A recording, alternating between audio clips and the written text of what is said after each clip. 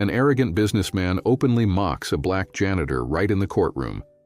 But the janitor's quiet confidence hints at a stunning truth. He's the judge's son. What happens next will leave everyone speechless. Before we continue, don't forget to subscribe to the channel, like the video and comment on where you're watching from. Let's get started. Martin Reynolds straightened his custom Armani tie as he strode through the courthouse doors, his Italian leather shoes clicking authoritatively against the marble floor. The sound echoed through the high-ceilinged corridor, announcing his presence before he was even visible. He liked that effect, the way people knew someone important was approaching. At 45, Martin had built Reynolds Development into the most powerful real estate firm in Cedar Heights. His silver-streaked dark hair and perpetually tanned skin gave him the look of a man who vacationed frequently but worked even harder. The crispness of his movements, the hardness in his pale blue eyes, and the tight set of his jaw all conveyed a simple message. Do not waste this man's time. Mr. Reynolds! His attorney, James Whitfield, hurried toward him from the courtroom entrance, briefcase clutched tightly in his manicured hand. I was beginning to worry. Judge Harmon is known for starting precisely on time and— Relax, James. Martin waved dismissively. The city council meeting ran long. Besides, judges wait for people like me. He straightened his platinum cufflinks, a gesture that had become almost unconscious, a reminder to himself and others of his status. James looked uncomfortable but said nothing as they pushed through the heavy oak doors into courtroom 4. The room was nearly full, which irritated Martin. This should have been a simple matter, a nuisance lawsuit from a community organization trying to block his latest development project, a waste of his valuable time. All rise, the Honorable Judge Thomas Harmon presiding. The bailiff's voice boomed through the room as a tall, distinguished black man in his early 60s entered from a side door. Judge Harmon moved with the deliberate precision of someone who had spent decades in courtrooms, his robe flowing around him like a shadow. Martin remained standing for a half-second longer than necessary, a small act of defiance that didn't go unnoticed by his attorney, who shot him a warning glance. Be seated, Judge Harmon said, his voice deep and measured. We're here today regarding Cedar Heights Community Coalition versus Reynolds Development Corporation, case number 2023 CV 4856. He looked directly at Martin. I see the defendant has finally decided to join us. Martin felt a flash of annoyance but managed a tight smile. Apologies for the delay, Your Honor.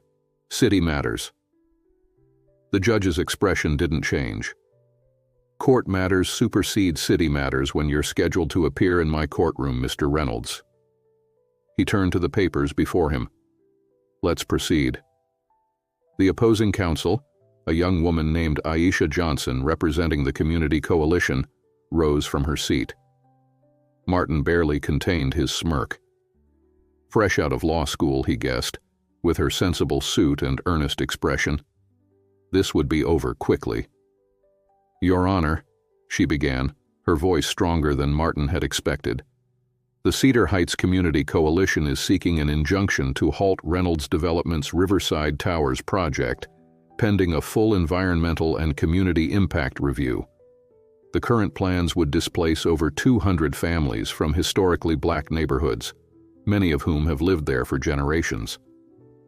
Martin leaned back in his chair, scrolling through emails on his phone under the table.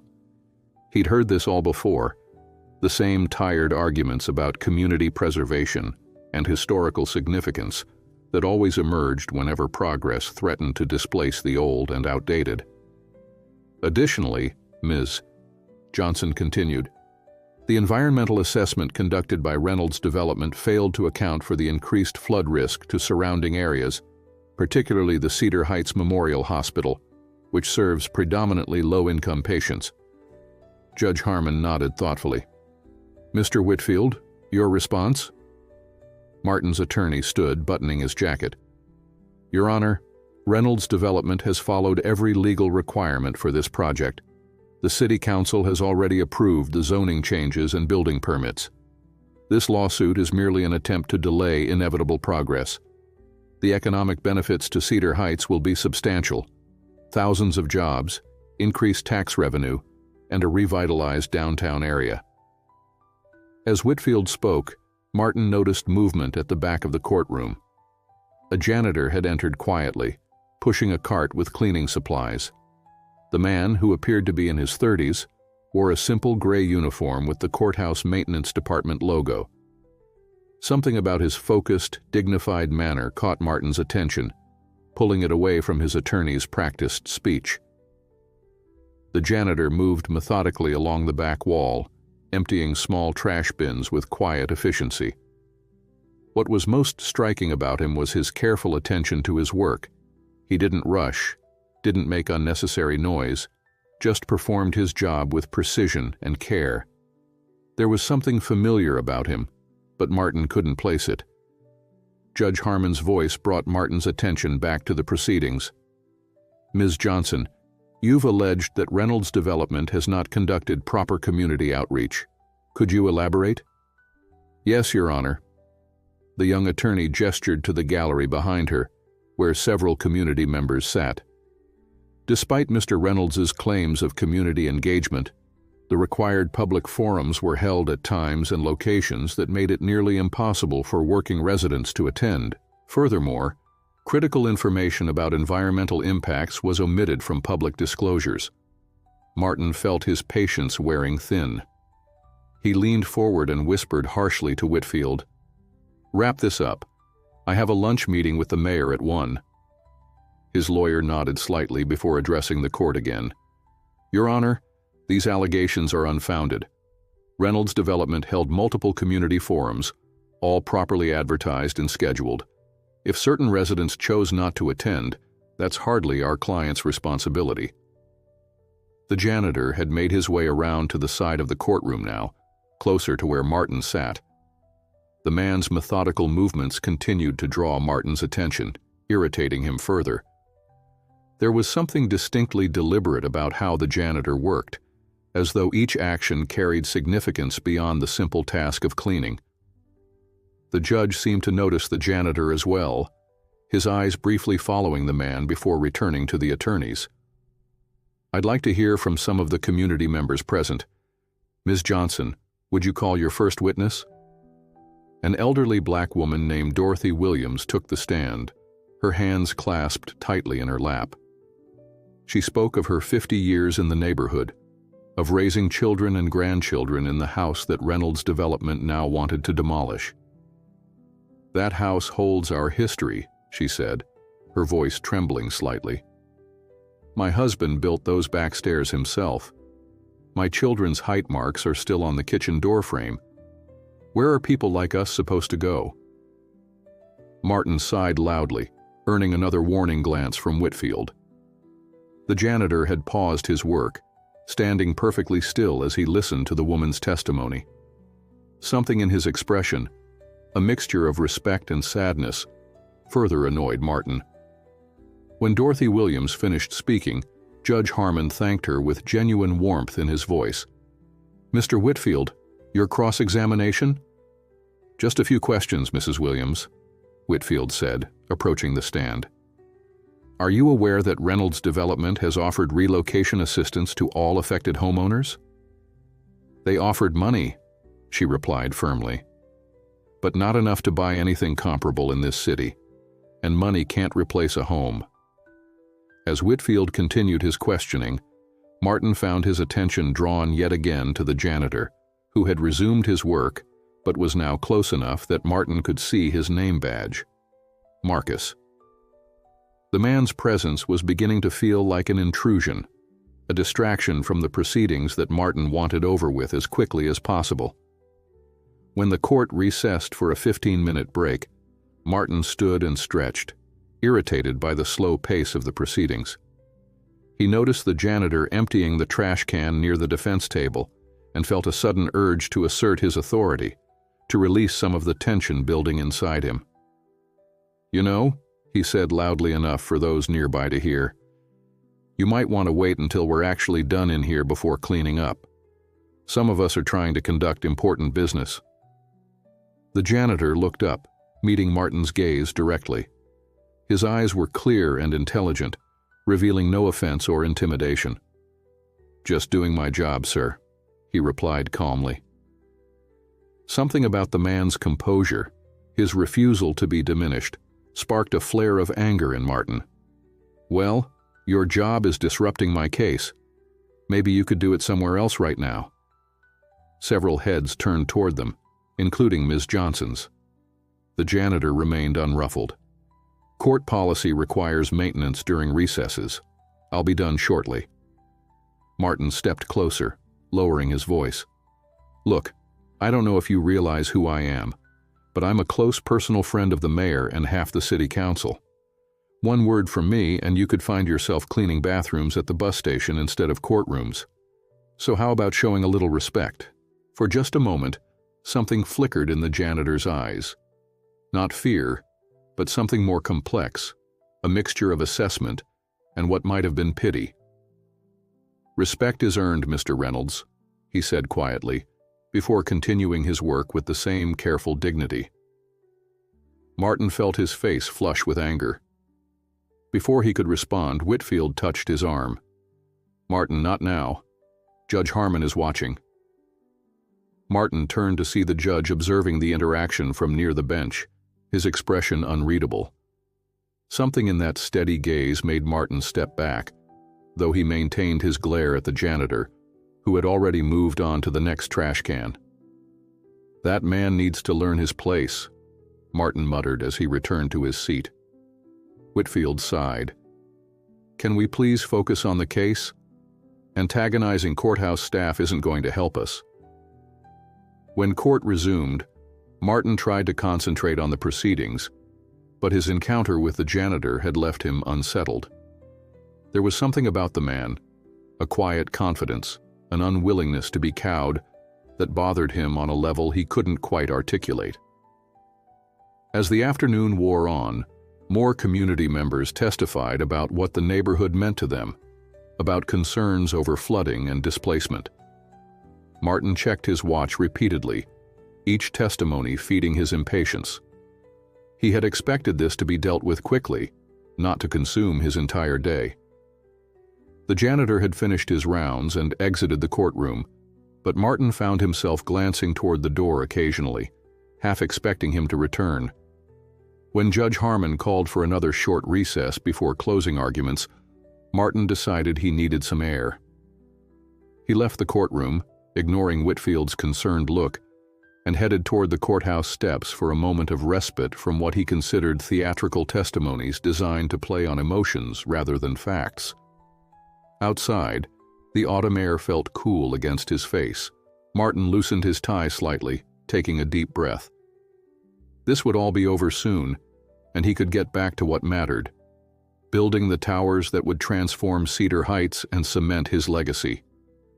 A few displaced families were simply the cost of progress. They would adapt. Everyone always did.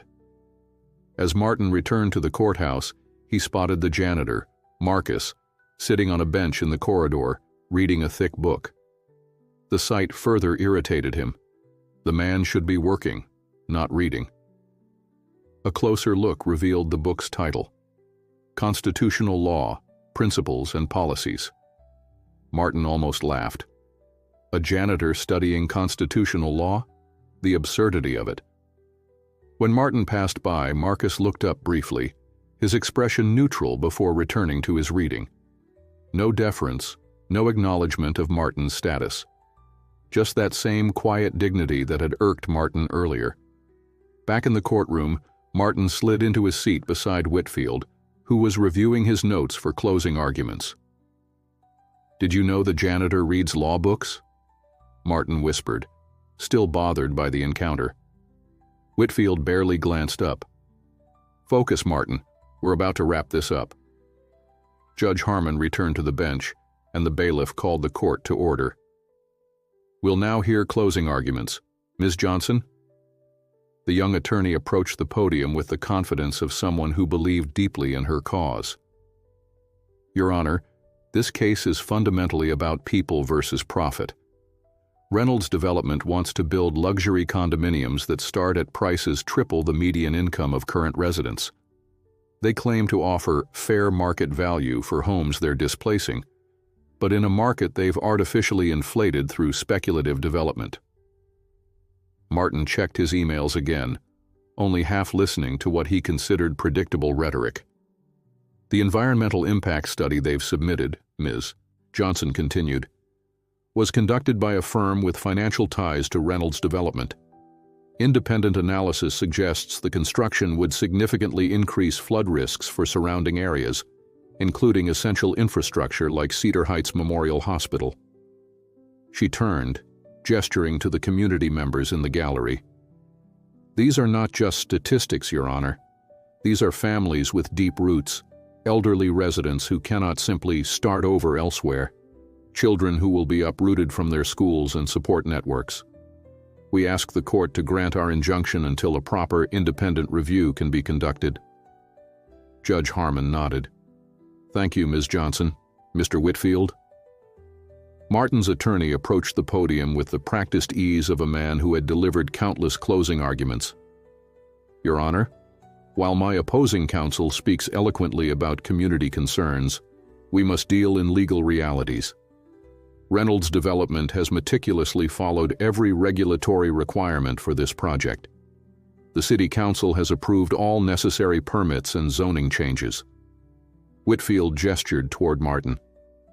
My client is a pillar of this community, investing millions to revitalize an area that has seen declining property values and increasing crime rates.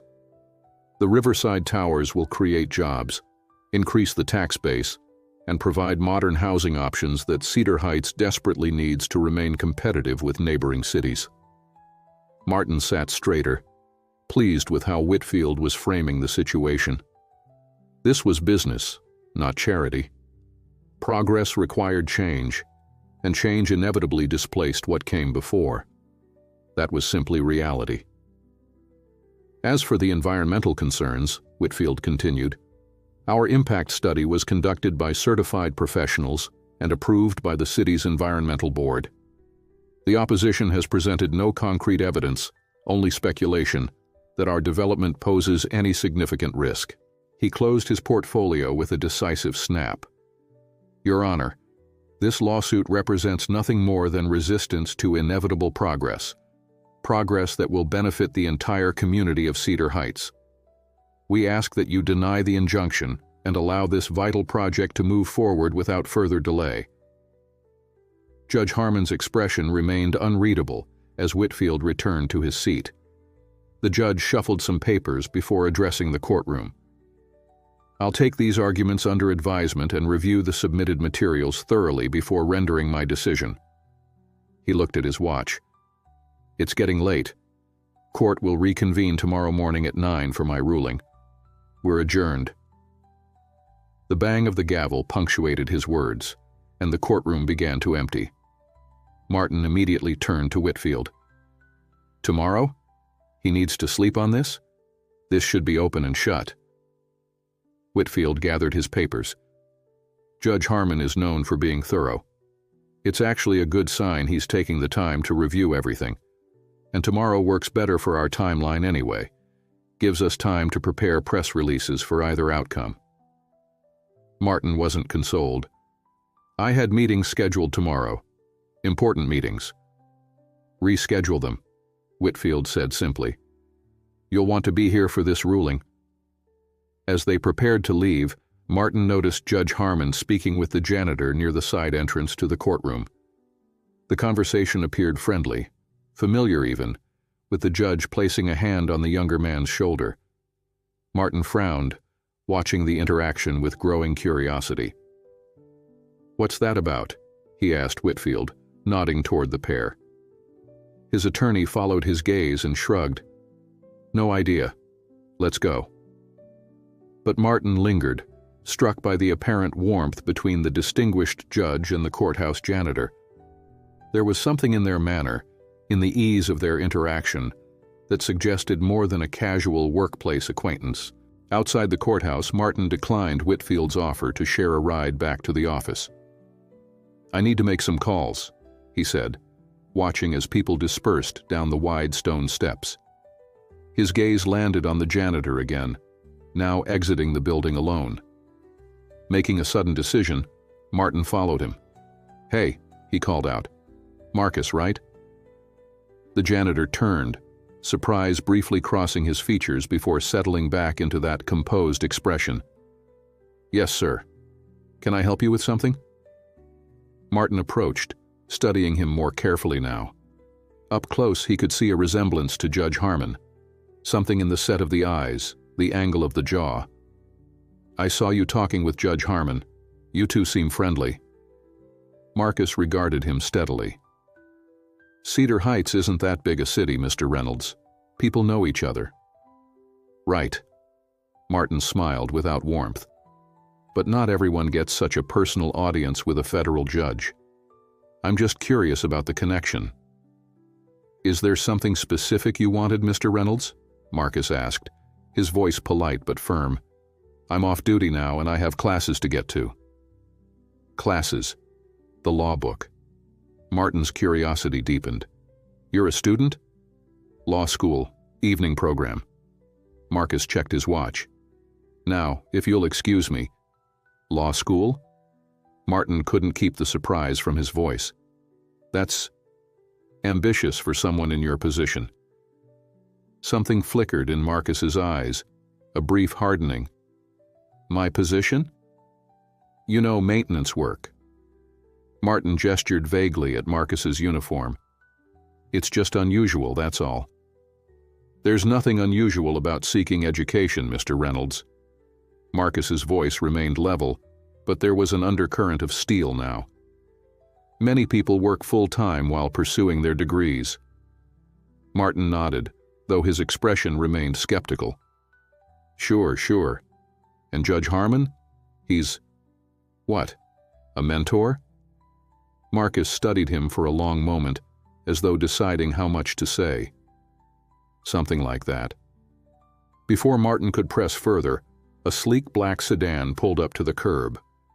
The driver's window rolled down, revealing Judge Harmon himself. "Marcus," the judge called. "Ready to go?" The janitor nodded, then turned back to Martin. "Good luck with your case, Mr. Reynolds. I hope justice is served." There was no sarcasm in his tone, but something in his words felt weighted with meaning. Martin watched, dumbfounded, as Marcus climbed into the passenger seat of Judge Harmon's car. The two exchanged words he couldn't hear, then both glanced his way before the car pulled smoothly into traffic. A cold feeling settled in Martin's stomach. There was clearly more to the relationship between the judge and the janitor than he'd initially assumed. And with Harmon deliberating overnight on a ruling that could cost Reynolds Development millions, the connection suddenly seemed very relevant. Martin pulled out his phone and dialed his most trusted private investigator.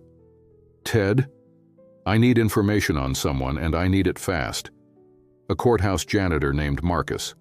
No last name yet. I need to know everything about him, especially his connection to Judge Thomas Harmon."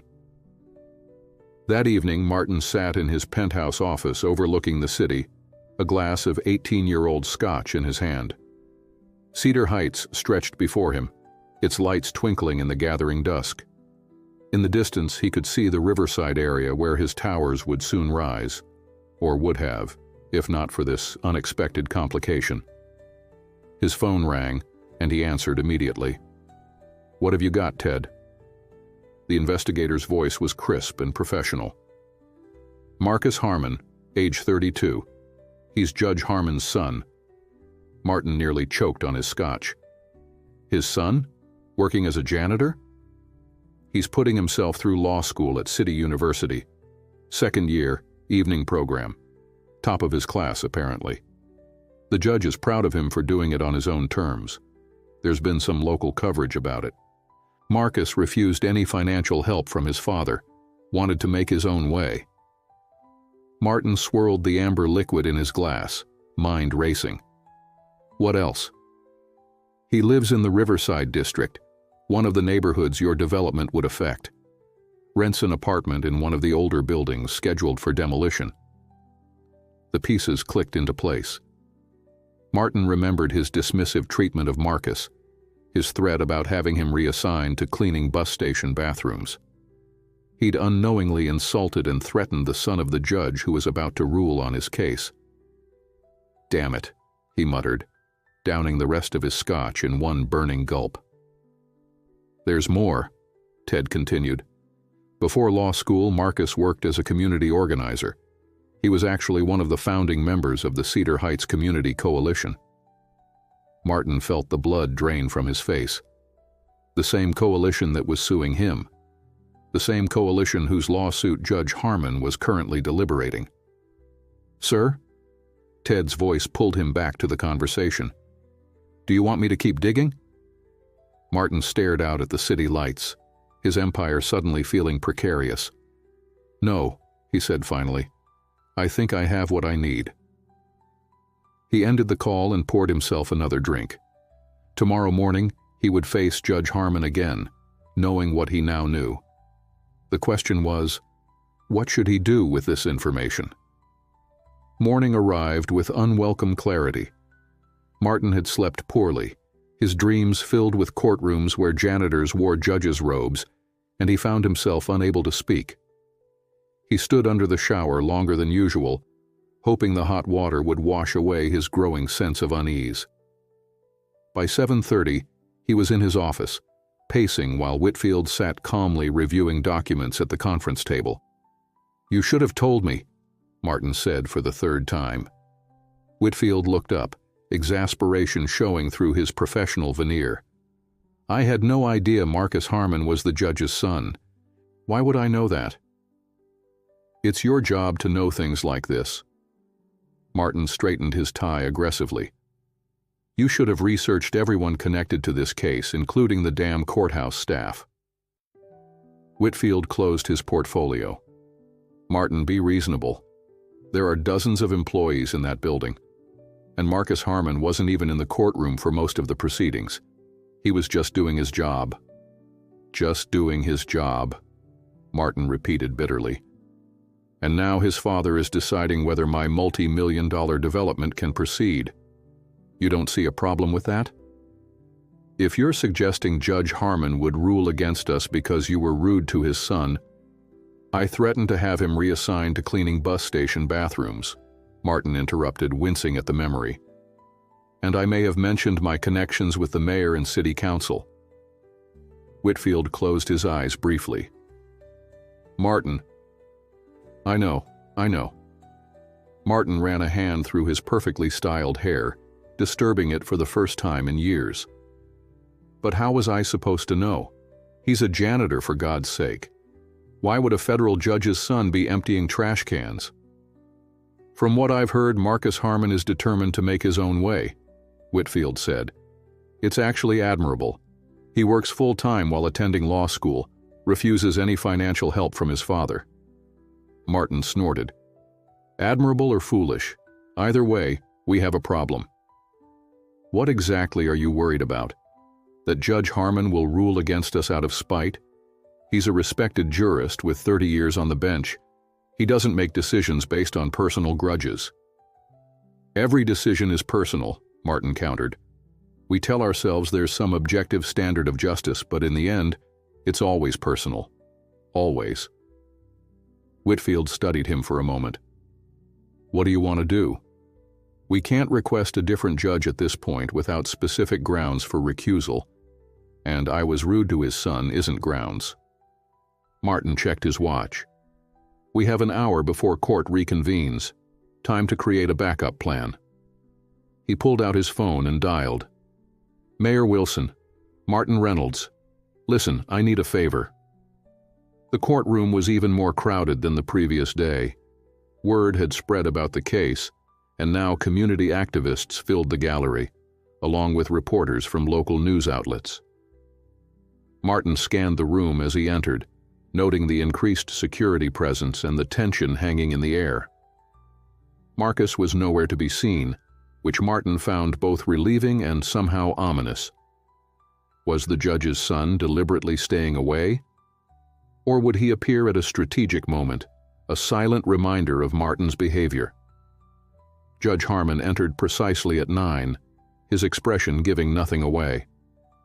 "Be seated," he said after the formalities. He adjusted his glasses and looked down at the papers before him. "I've reviewed all submissions in this matter and considered the arguments presented yesterday." Martin found himself holding his breath. Beside him, Whitfield sat perfectly still, the picture of professional composure.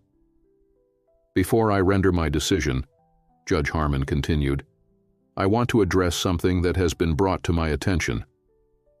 Martin's stomach clenched. "Here it comes," he thought. "It appears that Mayor Wilson called my chambers this morning," the judge said, his voice deceptively calm, "to inquire about this case and remind me of the city's support for the Riverside Towers project." A murmur ran through the courtroom. Martin felt heat rising in his face. "Now, I've known Mayor Wilson for 20 years, Judge Harmon continued, and I'd like to think this lapse in judgment was not his idea." His gaze settled on Martin. "Mr. Reynolds, do you have anything you'd like to say about this?" All eyes turned to Martin. Whitfield shot him a look of disbelief and anger. Martin stood slowly, straightening his suit jacket. "Your Honor, I have no knowledge of any call from the mayor to your chambers." Judge Harmon's expression didn't change, but something in his eyes hardened. "I see. Well, let me be clear to everyone present. This court makes decisions based on the law and the facts presented, not on political pressure or personal connections. Any attempt to influence this court outside of proper legal channels will be met with the appropriate response." The warning was unmistakable. Martin sat down, acutely aware of the sweat forming at his temples. "Now," Judge Harmon said, returning to his papers, "regarding the matter before us. Cedar Heights Community Coalition has requested an injunction to halt the Riverside Towers development pending further environmental and community impact studies." He paused, removing his glasses. "Based on the evidence presented, I find that the coalition has demonstrated a likelihood of success on the merits of their claims. The environmental impact study submitted by Reynolds Development contains significant methodological flaws, and the community outreach efforts fell well short of what is required by statute." Martin felt the blood drain from his face. Beside him, Whitfield began making rapid notes. "Furthermore," the judge continued, "I find that the balance of hardships tips sharply in favor of the coalition. While Reynolds Development may face financial losses from a delay, community members face the permanent loss of their homes and neighborhood. This is not a harm that can be adequately remedied with monetary damages." Judge Harmon replaced his glasses, looking directly at Martin. "Therefore, I am granting the preliminary injunction. Reynolds Development is ordered to halt all work on the Riverside Towers project, pending a full hearing on the merits. Additionally, I am ordering an independent environmental impact study to be conducted by a firm selected by this court." The gallery erupted in muted cheers and whispers. Martin sat in stunned silence as Whitfield whispered urgently in his ear about appeal options and mitigation strategies. "One more thing," Judge Harmon said, quieting the room again. "Given the revelations about attempts to influence this court, I am referring this matter to the State Ethics Committee for further investigation. Court is adjourned." The bang of the gavel felt like a physical blow. Martin remained seated as people began filing out, some casting glances his way, some triumphant, others curious, a few sympathetic. "This is a setback," Whitfield was saying, "but not the end. We can appeal the injunction, argue that the independent study isn't necessary." But Martin was only half listening. His gaze had fixed on a figure standing at the back of the courtroom. Marcus Harmon, no longer in his janitor's uniform but dressed in a simple dark suit. He must have entered during the judge's ruling, standing quietly to observe the proceedings. Their eyes met across the emptying courtroom. There was no triumph in Marcus's expression, no smugness or satisfaction. Just that same steady gaze, that same dignified composure that had so irritated Martin the day before. Without thinking, Martin rose and began walking toward him. Whitfield called after him, but he ignored his attorney. Something compelled him forward, some need to confront this man who had unwittingly become the catalyst for his humiliation. "Was this your plan all along?" Martin demanded when he reached Marcus. "Get your father to rule against me because I was rude to you?" Several heads turned their way, but Martin didn't care. His carefully maintained public image was already in tatters. Marcus studied him for a long moment. "My father has been ruling on cases since before I was born, Mr. Reynolds. He doesn't need my input." "Then why were you here? Why were you cleaning in this courtroom specifically?" "I work here 3 days a week. It's my assigned area." Marcus's voice remained calm. "Contrary to what you might believe, not everything revolves around you or your development projects." The simplicity of the answer, the absence of the conspiracy Martin had imagined, left him momentarily speechless. Marcus checked his watch. "I have a class to prepare for. Excuse me." As he turned to leave, Martin found his voice again. "This isn't over. I'll appeal. I have connections beyond this courthouse, beyond this city." Marcus paused, looking back at him. "Mr. Reynolds, has it occurred to you that this ruling might actually be based on the merits of the case? That maybe your environmental study really was flawed, and your community outreach really was inadequate?" Before Martin could respond, Marcus added quietly, "Sometimes losing is the first step toward learning." Then he was gone, leaving Martin standing alone in the rapidly emptying courtroom, the weight of the morning's events settling heavily upon him. The next morning's headlines were merciless. "Judge halts Reynolds' Riverside project," screamed the Cedar Heights Gazette. "Developers attempt to influence court backfires," declared the Metro Daily. Worst of all was the online Cedar Heights Community Post with its damning headline, "Reynolds threatens judge's son before ruling." Martin sat in his penthouse office, blinds drawn against the morning sun, a wall of newspapers spread before him. His PR team had been working overtime, but the narrative was already solidifying. Powerful developer tries to bully his way through the courts, gets humbled by principled judge. His phone hadn't stopped ringing since the ruling. Investors worried about their money. Board members concerned about the company's reputation. Reporters hungry for comments. He'd instructed his assistant to hold all calls except for Whitfield, who was now pacing the length of Martin's office. "The Ethics Committee investigation is the real problem," Whitfield said, gesturing with a folded newspaper. "If they find you attempted to improperly influence the case through the mayor, there could be serious consequences." "I made a phone call," Martin snapped. "Politicians make calls for business people all the time. It's how the world works." Whitfield stopped pacing. "Not when it involves a federal judge in the middle of a ruling. That crosses a line, Martin. You know it does." Martin rubbed his temples, feeling the beginning of a migraine. "What's our next move?" "Legally, we file an appeal, though our chances aren't great. Judge Harmon's ruling was thorough and well-reasoned." Whitfield's tone was measured but carried an undercurrent of frustration. "Meanwhile, we cooperate fully with the Ethics Committee and try to minimize the damage to your reputation." "And the development?" "On hold indefinitely. The independent environmental study will take months, and if it confirms the coalition's concerns about increased flood risk." Whitfield let the sentence hang unfinished.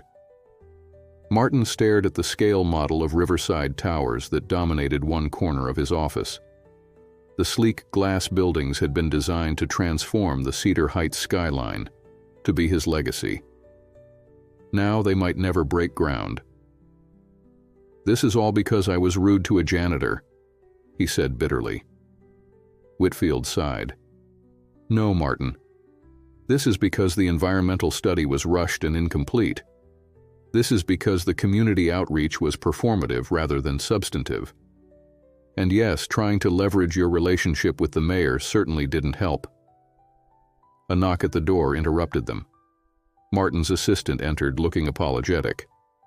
"I'm sorry, Mr. Reynolds, but Ms. Parker from the board is insisting on speaking with you. She says it can't wait." Martin waved her in, knowing what was coming. Elaine Parker, the board's vice chair, entered with the confident stride of someone used to navigating corporate crises. At 62, she had survived 3 market crashes and countless business scandals. Her silver hair was pulled back in a severe bun, her tailored navy suit a contrast to Martin's uncharacteristically rumpled appearance. "Elaine," he began, but she cut him off with a raised hand. "The board is calling an emergency meeting this afternoon," she said without preamble. 3 o'clock. We expect you to be there." Martin straightened. "I'm still the CEO of this company.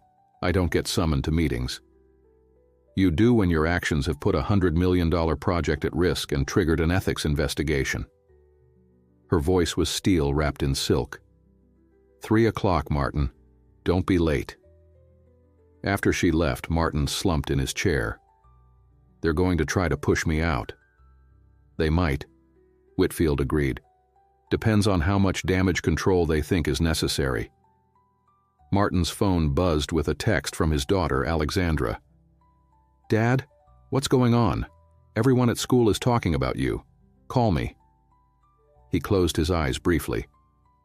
Alexandra was a senior at Cedar Heights Academy, the city's most prestigious private school. The thought of her facing whispers and stares because of his actions twisted something inside him. "I need to fix this," he said, more to himself than to Whitfield. "How do you propose to do that?" Martin stood abruptly. "I'm going to talk to Marcus Harmon." Whitfield's expression shifted from surprise to alarm. "That is a spectacularly bad idea. Any contact with the judge's son right now could be seen as another attempt to influence the case." "Not if I'm apologizing," Martin countered, already reaching for his jacket. "Martin, wait." But Martin was already heading for the door, driven by a combination of desperation and something else, a nagging discomfort with his own behavior that he wasn't quite ready to acknowledge. Finding Marcus proved surprisingly easy. A quick call to a contact at City University's law school confirmed that Marcus had a break between classes at the campus coffee shop. Martin drove himself, dismissing his driver's services for perhaps the first time in a decade. The university campus was bustling with students moving between classes. Martin felt conspicuously out of place in his designer suit, drawing curious glances as he navigated toward the central plaza where the coffee shop was located. He spotted Marcus at an outdoor table, surrounded by open books and a laptop. He was still dressed simply but professionally, no longer in the janitor's uniform, but in a button-down shirt and slacks that, while not expensive, were well-maintained. He was explaining something to a study group of fellow students, his hands moving expressively as he spoke. Martin approached slowly, suddenly uncertain. The confidence that had propelled him across town was wavering now that he faced the reality of this conversation. One of the students noticed him first, eyes widening in recognition. The conversation faltered as Marcus turned to see what had caught his classmate's attention. "Mr. Reynolds," he said, surprise evident in his voice. "This is unexpected." "I need to speak with you," Martin said. "Privately." Marcus studied him for a moment, then nodded to his classmates. "We'll continue this tomorrow. Review the cases in Chapter 9 meanwhile." The other students gathered their things, several casting curious or hostile glances at Martin as they departed. When they were alone, Marcus gestured to the empty chair across from him. "What can I do for you, Mr. Reynolds?" Martin sat, feeling strangely uncomfortable. He was used to controlling conversations, to having the power advantage in any interaction. But here, he felt off balance. "I came to apologize," he said finally, "for my behavior in the courthouse. I was rude and dismissive. Marcus's expression revealed nothing. Okay. The simple acknowledgement without immediate acceptance of his apology irritated Martin, but he pushed the feeling aside. I also want to make it clear that I had no idea who you were when we spoke. I didn't know you were Judge Harmon's son. Would it have made a difference? Marcus asked. If you had known who I was, would you have treated me differently? The question caught Martin off guard. Well, probably, yes. That's the problem, isn't it? Marcus closed his textbook. You adjust your behavior based on what you think someone can do for you, or to you. Senator's son gets respect. Janitor gets contempt. Same person, different treatment. Martin felt a flush of anger. I came here to apologize, not to be lectured on my character. Are you apologizing because you genuinely regret your behavior, or because my father ruled against you and you're trying to salvage your project? Again, the directness of the question left Martin momentarily speechless. He was unaccustomed to being challenged so bluntly. Both, he admitted finally. I need this project to move forward. But I also... He hesitated, struggling with the unfamiliar territory of genuine self-reflection. I also don't like what I saw in myself that day. Something in Marcus's expression softened slightly. That's a start, at least. Your father's ruling has put my company in jeopardy. The board is meeting this afternoon, and there's a good chance they'll ask for my resignation. I'm sorry to hear that, Marcus said, and surprisingly, he sounded sincere. But my father's ruling was based on the law and the evidence, not on how you treated me. Can you talk to him? The words escaped before Martin could stop them. Marcus's expression closed again. And there it is. You still think this is about connections and influence, not about doing things properly in the first place. That's not what I meant. It's exactly what you meant. Marcus began gathering his books. Mr. Reynolds, I can't help you with your legal problems or your board. What I can tell you is that the community you're trying to bulldoze has real people in it with real lives and real concerns. If you'd taken the time to truly engage with them instead of just checking boxes for the permit process, you might not be in this situation. He stood, slinging his backpack over his shoulder. Now, if you'll excuse me, I have another class to get to. Wait, Martin said, standing as well. What would you do if you were in my position? Marcus paused, seeming to consider the question seriously. I'd start by actually visiting Riverside, not for a photo op or a quick drive-through, but to walk the streets, talk to the residents, understand what that community means to the people who live there. Then I'd redesign the project with their input, not just my profit margins in mind. He checked his watch. Good luck with your board meeting, Mr. Reynolds. As Marcus walked away, Martin remained standing beside the table, feeling strangely adrift. The board meeting was in 2 hours. His career hung in the balance. And yet, he found himself thinking not about strategies to save his position, but about Marcus's words. The community you're trying to bulldoze has real people in it with real lives and real concerns. For the first time in years, Martin Reynolds wondered if he had been getting it all wrong. Martin arrived at Reynolds Development headquarters with 15 minutes to spare before the board meeting. The gleaming 40-story tower, the first major project he'd completed in Cedar Heights, stood as a testament to his vision and determination. For 20 years, he had transformed the city's skyline, replacing old with new, building upward and outward with relentless ambition. Now, as he rode the elevator to the top floor, he wondered if this might be one of his last times making this journey as CEO. His executive assistant, Diana, met him at the elevator with a tablet displaying the latest media coverage. It's not getting better, she said without preamble. The Ethics Committee has formally announced its investigation, and 3 major investors have issued statements expressing concern about the company's leadership. Martin took the tablet, scanning the headlines. And the board? Already assembled in the conference room. Mr. Whitfield arrived 10 minutes ago. That was unexpected. Martin hadn't invited his attorney to the board meeting. Who asked him to be here? Ms. Parker, Diana replied, confirming Martin's suspicions. The board was gathering ammunition. He straightened his tie, a habit that had always steadied him before important meetings. Have the Riverside project files ready in my office afterward. All of them. Planning documents, environmental studies, community feedback, everything. Diana raised an eyebrow but nodded. Will do. The conference room fell silent as Martin entered. 8 board members sat around the massive oak table, their expressions ranging from concern to barely concealed hostility. Elaine Parker occupied the chair at the far end, his chair, traditionally, a subtle but unmistakable power move. Whitfield sat to her right, looking uncomfortable but resigned. He gave Martin a slight nod that conveyed both support and warning. Martin, Elaine began, thank you for joining us. Please have a seat. He remained standing. This is still my company, Elaine. I'll stand if I prefer.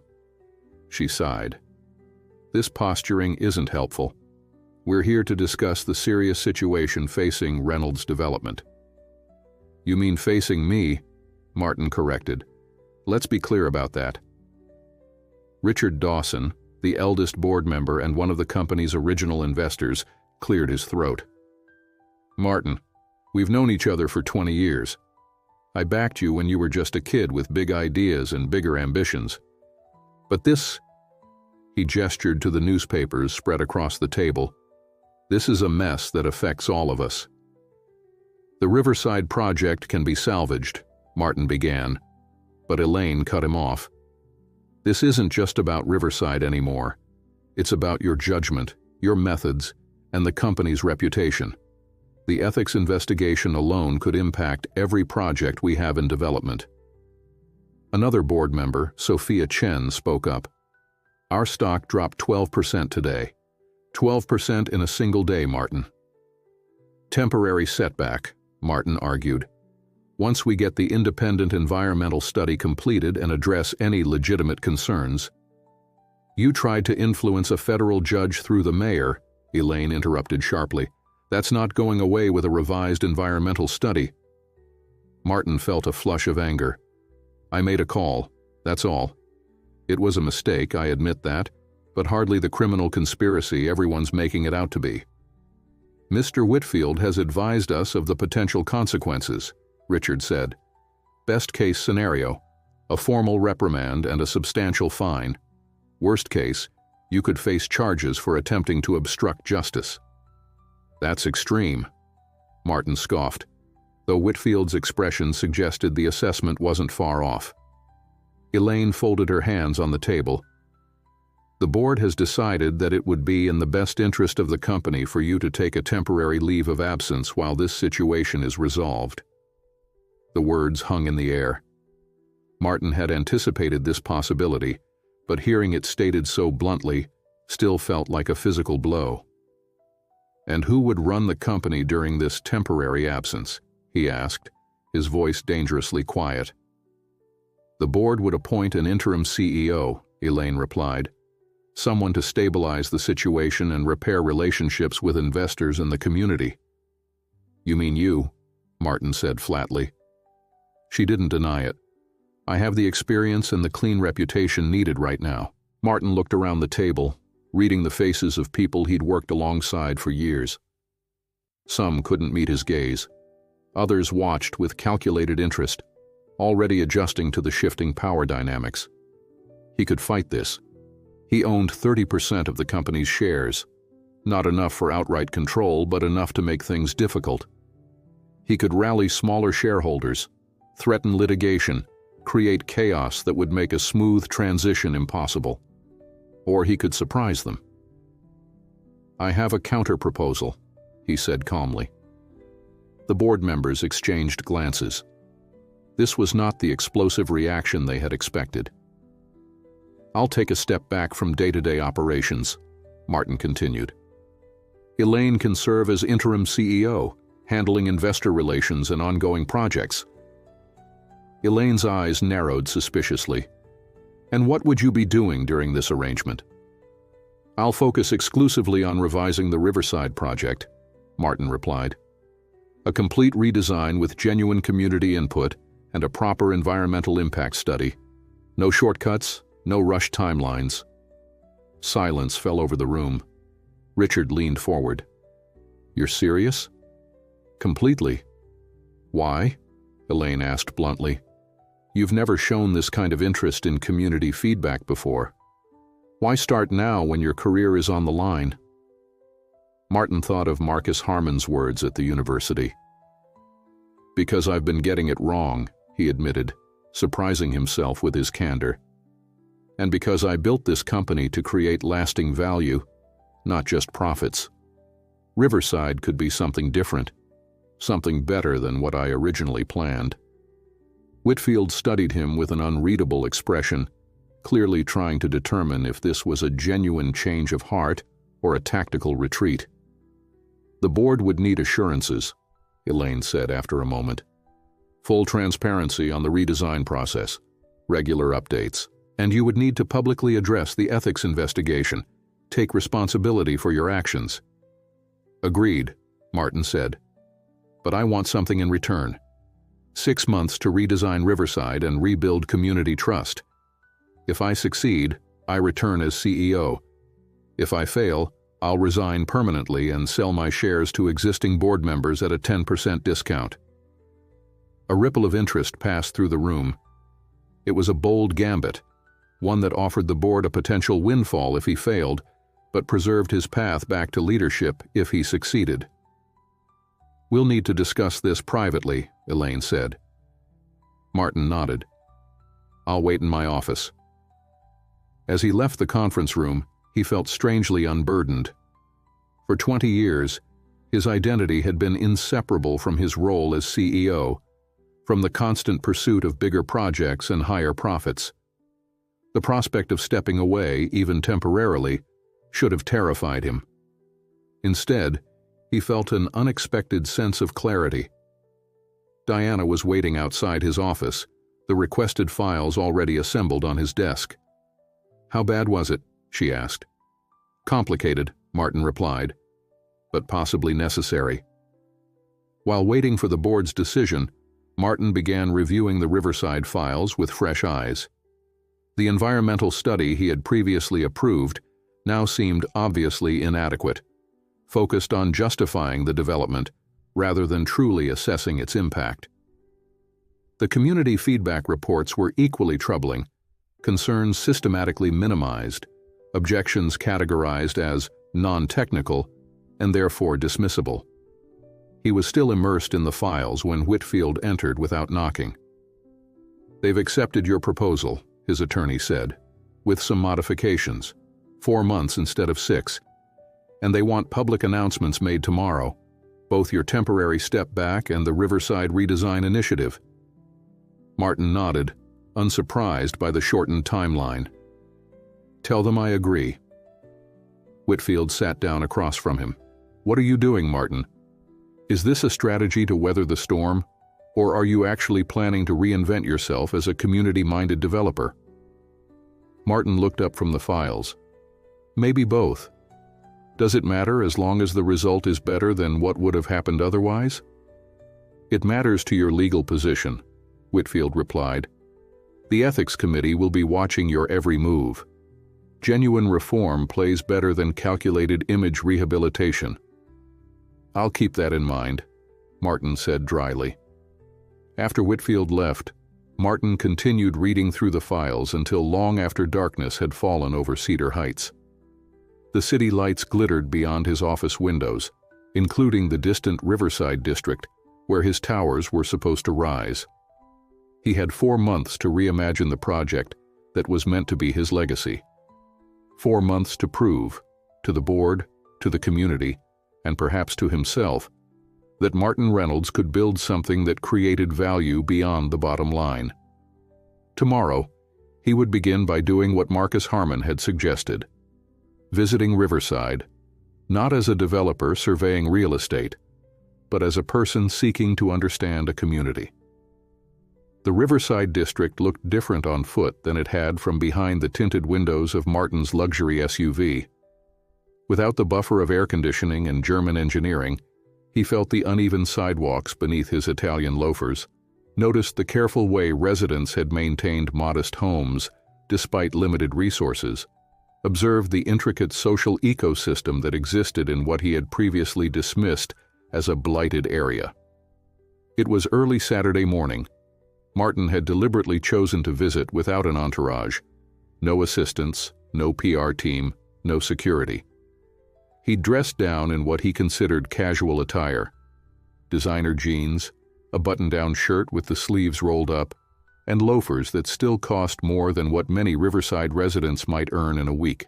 He carried a simple notebook rather than his usual tablet, determined to approach this with a fresh perspective. The previous day's press release announcing his temporary step back from CEO duties and the Riverside Redesign Initiative had generated significant media attention. The reactions ranged from skepticism to cautious optimism, but what mattered now was what the community thought, the people whose lives would be directly affected by whatever he decided to build here. Martin had just turned onto Cedar Street, one of the main thoroughfares of the neighborhood, when he heard his name called. "Mr. Reynolds? Martin Reynolds?" He turned to see an elderly black woman watching him from her porch. She sat in a wooden rocking chair, a glass of iced tea on the small table beside her. Her home was modest, but meticulously maintained, with flowering plants arranged in colorful pots along the porch steps. "Yes, ma'am," he replied, approaching the low fence that separated her yard from the sidewalk. "I thought it was you. Saw your picture in the paper." She studied him with frank curiosity. "Dorothy Williams. I testified at the hearing." Martin recognized her then, the woman who had spoken about her husband building the back stairs, about the height marks of her children on the kitchen door frame. "I remember," he said, feeling suddenly awkward. "You spoke very eloquently about your home." She raised an eyebrow, clearly surprised by the compliment. "What brings you to Riverside on a Saturday morning? No cameras following you around today?" "I'm trying to understand the neighborhood better," Martin admitted. "No cameras, no agenda. Just listening." Dorothy considered this, then gestured to her porch. "Well, come on up then. If you're listening, I've got some things to say." Martin hesitated only briefly before opening the gate and climbing the 3 steps to her porch. She indicated the second rocking chair, and he sat, feeling strangely out of place yet welcome. "Tea?" she offered. "Thank you." She poured him a glass from a pitcher that sweated in the morning warmth. The tea was sweet and flavored with mint, nothing like the artisanal beverages served in downtown cafes, but refreshing in its simplicity. "My husband and I bought this house in 1975, Dorothy began without preamble. "Paid it off in 20 years, raised 4 children here. Now I have 9 grandchildren and 2 great-grandchildren who visit regularly." Martin nodded, unsure what response was expected. "Do you know what this neighborhood was like in 1975, Mr. Reynolds?" He shook his head. Banks wouldn't lend to black families in most parts of Cedar Heights back then. Riverside was one of the few areas where we could buy homes. It wasn't just about housing. It was about having a place where we belonged, where we could build something lasting. She pointed across the street to another well-maintained home. "The Jacksons have lived there for 50 years. Their son is a doctor now, comes back every Sunday for dinner. Next door is Ms. Patrice, retired school teacher who still tutors neighborhood children for free. 3 doors down are the Gomez's. Their daughter just got accepted to Yale." Martin listened, beginning to see the invisible connections that bound these homes together. Not just shared geography, but shared history, relationships built over decades. "When you look at Riverside, what do you see?" Dorothy asked suddenly. The question caught him off guard. A week ago, he would have answered without hesitation.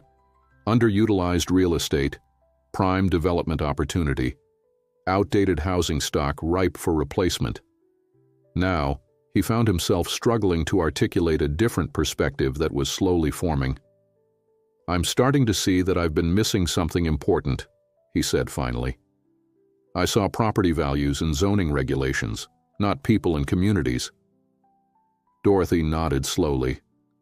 "That's a start. But do you understand yet what would be lost if your towers replace these homes?" "I'm trying to," Martin replied honestly. For the next hour, Dorothy shared stories of Riverside, the annual block parties that had continued uninterrupted for 40 years, the informal support networks that helped elderly residents remain in their homes, the community garden that provided fresh produce for families facing food insecurity. She pointed out architectural details of various houses that held historical significance, explained how neighbors had organized to improve the local elementary school, described the intricate social fabric that had been woven through generations of shared experience. Martin took notes, asked questions, and gradually began to see Riverside through new eyes. What he had dismissed as inefficient land use now revealed itself as a vibrant ecosystem of human connection. As their conversation drew to a close, Dorothy fixed him with a direct gaze. "So what happens now, Mr. Reynolds? Is this just a PR exercise, or are you really willing to change your plans?" "I don't know exactly what the new plan will be," Martin admitted. "But it won't be what I originally proposed. That much I can promise." She studied him for a moment, then nodded. "Ms. Johnson, the lawyer who represented us, she's organizing a community meeting tomorrow afternoon at the Riverside Community Center. 3 o'clock. If you're serious about listening, that would be a good place to start." Martin made a note of it. "I'll be there." As he rose to leave, Dorothy added, "And Mr. Reynolds? You might want to dress a little less conspicuous. Those shoes probably cost more than my property taxes." He glanced down at his loafers and felt a flush of embarrassment. "Point taken. Thank you for the tea, Mrs. Williams, and the conversation." "Dorothy," she corrected him. "If you're going to sit on my porch and drink my tea, you might as well use my first name." Martin continued his walk through Riverside with Dorothy's stories echoing in his mind. He passed the community garden she had mentioned, where several residents were working together among rows of vegetables and flowers. He observed the local playground where children played while parents and grandparents chatted on nearby benches. He noticed how many homes displayed family photos in their windows, how neighbors called greetings to each other across yards, how even the most modest properties showed signs of care and personal investment. By midday, Martin had filled several pages of his notebook with observations and questions. He was about to head back to his car when he spotted a familiar figure emerging from a small coffee shop ahead. Marcus Harmon, dressed casually in jeans and a t-shirt, carrying a stack of books. Martin's first instinct was to avoid the encounter, to turn down a side street before being seen. But something pushed him forward instead. "Marcus," he called out. The younger man looked up, surprise registering on his face. "Mr. Reynolds, I didn't expect to see you here." "I took your advice," Martin said, gesturing to his notebook, "trying to understand Riverside before attempting to redesign the project." Marcus seemed to evaluate the sincerity of this statement before responding. "That's encouraging." An awkward silence fell between them. Martin broke it first. "I just spent an hour on Dorothy Williams' porch, getting a history lesson about the neighborhood." A smile tugged at Marcus's lips. "Ms. Dorothy doesn't hold back. She was my third-grade teacher before she retired. She mentioned the community meeting tomorrow. Will you be there?" "I help organize them," Marcus replied. "It's part of my role with the Cedar Heights Community Coalition." Martin nodded, remembering that Marcus had been one of the founding members of the coalition that had sued him. "I told her I'd attend. I'd like to hear more perspectives from residents. Marcus shifted his books to his other arm. Can I ask what prompted this change of approach? The last time we spoke, you were primarily concerned with saving your position as CEO. Sometimes we need to lose something to gain perspective, Martin said after a moment. I've spent 20 years reshaping this city according to my vision, never questioning whether that vision was complete or correct. Marcus studied him thoughtfully. And now? Now I'm not sure, but I'm willing to listen and learn. That's more than most developers would do, Marcus acknowledged. The meeting tomorrow will be challenging. Many residents are angry, scared about losing their homes. They may not welcome your presence. I understand, Martin said. But I need to hear their concerns directly, not filtered through reports or representatives. Marcus checked his watch. I have to get to the community center, study group with some high school students. But I'll see you tomorrow at the meeting. He hesitated, then added, try to come with an open mind and thick skin. You'll need both. As Marcus walked away, Martin realized something fundamental had shifted in their interaction. Not friendship, certainly not yet, but a mutual recognition, perhaps even respect, that hadn't existed before. He continued his exploration of Riverside, seeing details he had previously overlooked, hearing stories from residents who recognized him but chose to share their perspectives anyway. With each conversation, each observation, the abstract concept of community that he had so easily dismissed in business meetings became increasingly concrete and valuable. By late afternoon, when Martin finally returned to his car, his designer loafers were scuffed from walking unfamiliar streets, his notebook was filled with insights and ideas, and his understanding of Riverside, and his responsibility to it, had begun a profound transformation. The Riverside Community Center occupied a converted warehouse at the edge of the neighborhood. Its brick exterior had been brightened with colorful murals depicting the area's history, from the first black families who settled there in the 1940s to contemporary scenes of community life. Inside, the space had been transformed into a multi-purpose facility with meeting rooms, a small library, and a large central area that could serve as anything from a basketball court to an event hall.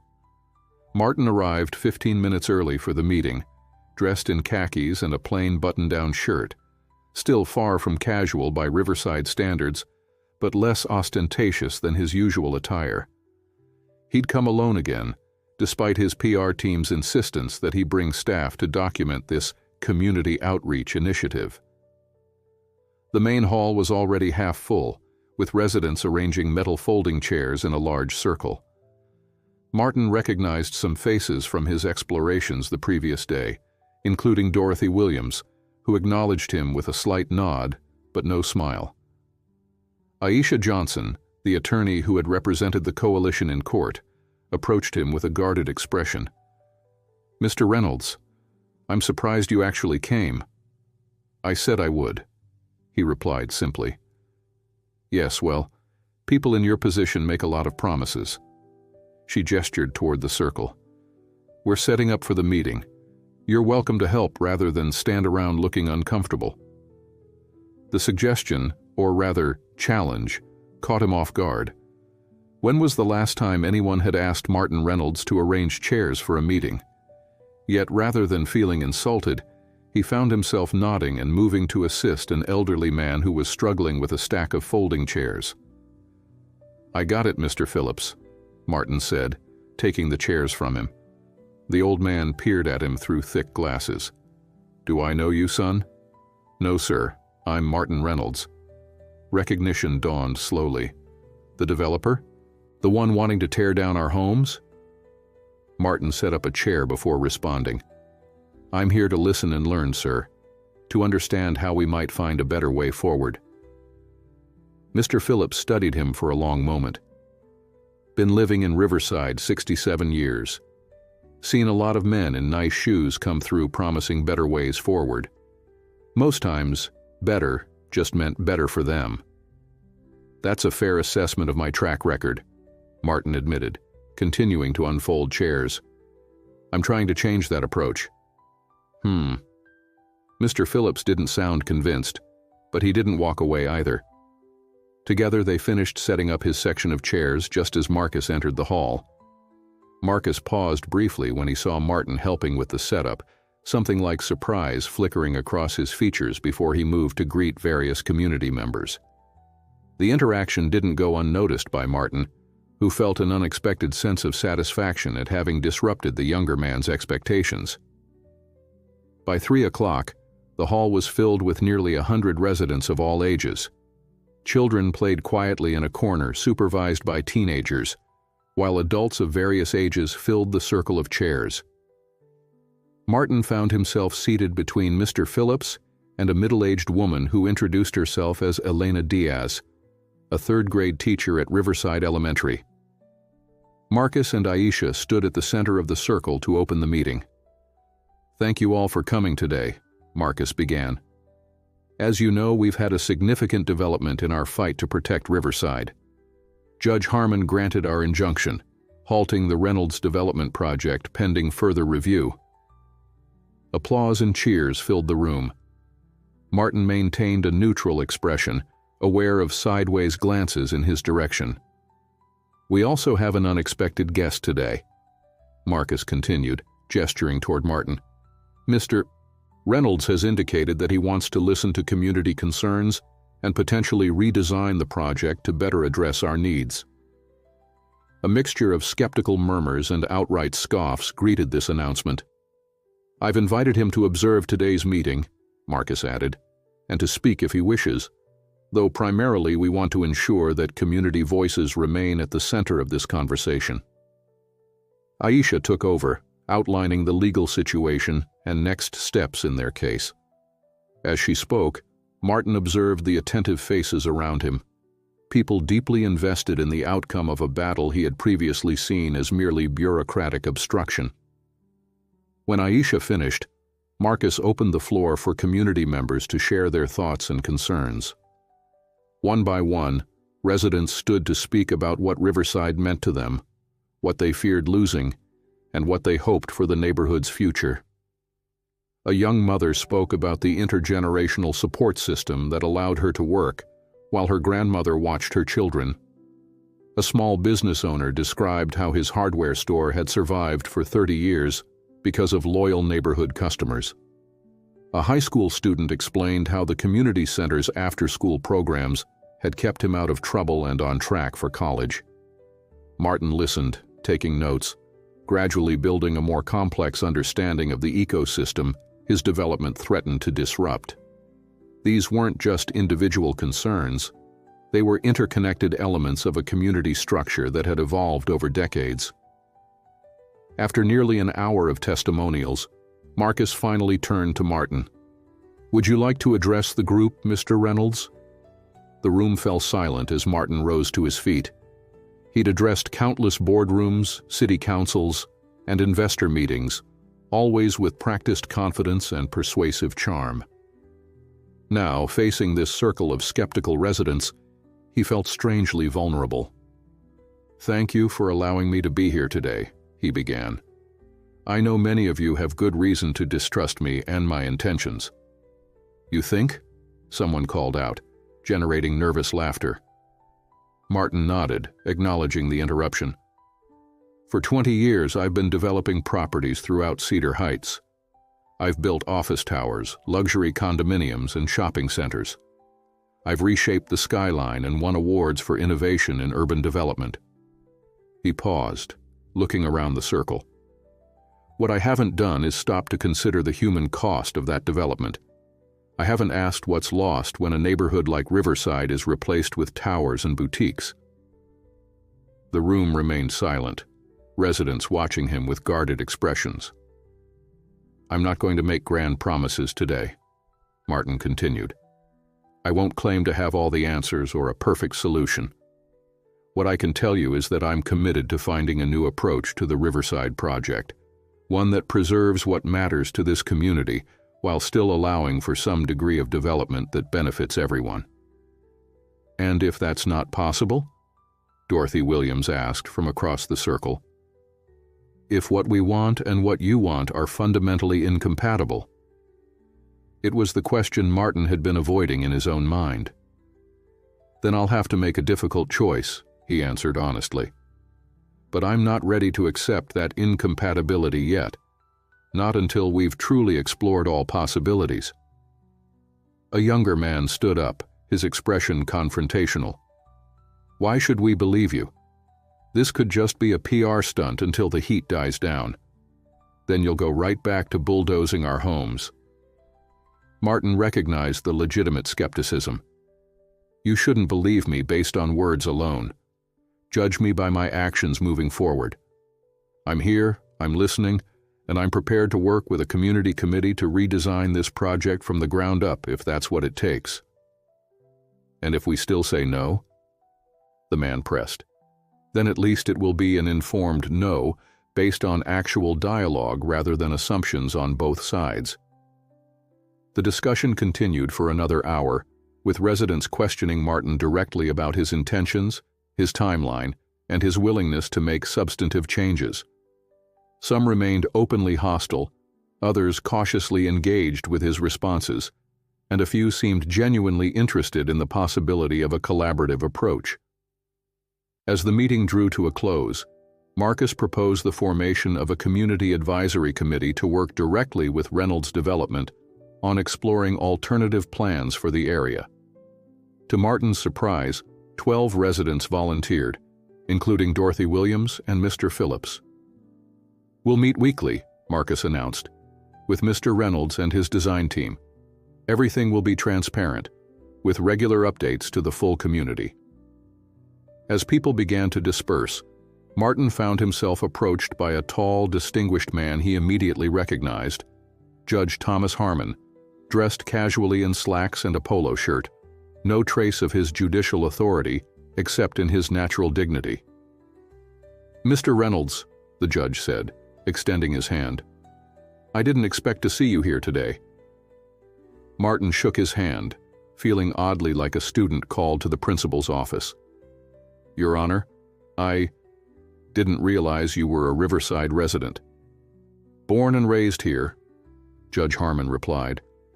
My parents were among the first black homeowners in this neighborhood in 1952. I moved back after law school, raised Marcus and his sister in a house 3 blocks from here. The personal connection to the neighborhood added another dimension to the judge's ruling, not bias, as Martin had initially suspected, but intimate knowledge of what was at stake. Your presence here is interesting, Judge Harmon continued, particularly given recent events. I'm trying to understand what I've been missing, Martin replied carefully, to see beyond property values and zoning regulations. The judge studied him thoughtfully. A worthy endeavor, though unusual for someone in your position. I look forward to seeing where it leads. Before Martin could respond, Marcus approached. Dad, we should head over to help Mrs. Jackson with her porch repair. Judge Harmon nodded. Of course. He turned back to Martin. Good day, Mr. Reynolds. I hope your education continues. As father and son walked away, Martin watched them with newfound respect, not because of their titles or positions, but because of their evident commitment to this community that he had so casually planned to demolish. For the first time in his career, Martin Reynolds felt something he had never experienced in business: shame. Not just for his behavior in the courtroom, but for 20 years of development that had prioritized profit over people, progress over preservation, and individual achievement over community well-being. The question now was whether he could transform that shame into something constructive, something that might begin to bridge the chasm between his world and Riverside. 3 weeks into the community consultation process, Martin sat at his dining room table surrounded by sketches, notes, and architectural drawings. His penthouse, once a showcase of minimalist luxury, had become a working studio filled with evidence of his increasingly consuming project, Coffee cups and takeout containers testified to long nights spent rethinking everything he had previously assumed about urban development. The first meeting with the Community Advisory Committee had been tense, with residents suspicious of his motives and his design team skeptical of the process. The second meeting had yielded small breakthroughs, as committee members began sharing specific concerns and priorities that could potentially be incorporated into a revised plan. By the third meeting, they had established enough trust to begin collaborative sketching sessions, with residents and architects working side by side to reimagine Riverside's future. Martin's phone buzzed with a text from Elaine Parker. "Board wants update on Riverside. Meeting tomorrow, 10 a.m. He sighed, setting down his pencil. The board had been remarkably patient so far, allowing him space to pursue this unconventional approach without much interference. But patience had limits, especially when investor confidence and stock prices remained shaky. Another text arrived, this one from Marcus. "Community Center, 7 p.m. Bringing the models." Martin smiled slightly. Despite their complicated history, Marcus had become an unexpectedly valuable bridge between Martin and the Riverside residents. His legal training made him precise in articulating community concerns, while his deep roots in the neighborhood gave him credibility that Martin could never achieve on his own. At precisely 7, Martin arrived at the community center carrying rolls of architectural drawings. The main hall had been transformed into a design studio, with tables arranged to display various aspects of the evolving project. Marcus was already there, carefully unpacking scale models created by architecture students from the university. "These look amazing," Martin said, examining the detailed miniature buildings and streets. The students did incredible work. "They were excited to be involved," Marcus replied. "Community-centered design isn't something they get much exposure to in their regular coursework." Dorothy Williams arrived next, followed by Mr. Phillips and the other committee members. They gathered around the models, pointing and discussing various elements, while Martin and Marcus set up the new architectural drawings. "Before we start," Martin announced once everyone had arrived, "I want to thank you all for your continued engagement in this process. The insights you've shared have fundamentally changed how I'm approaching this project." "Pretty words," said Jamal Washington, one of the more skeptical committee members.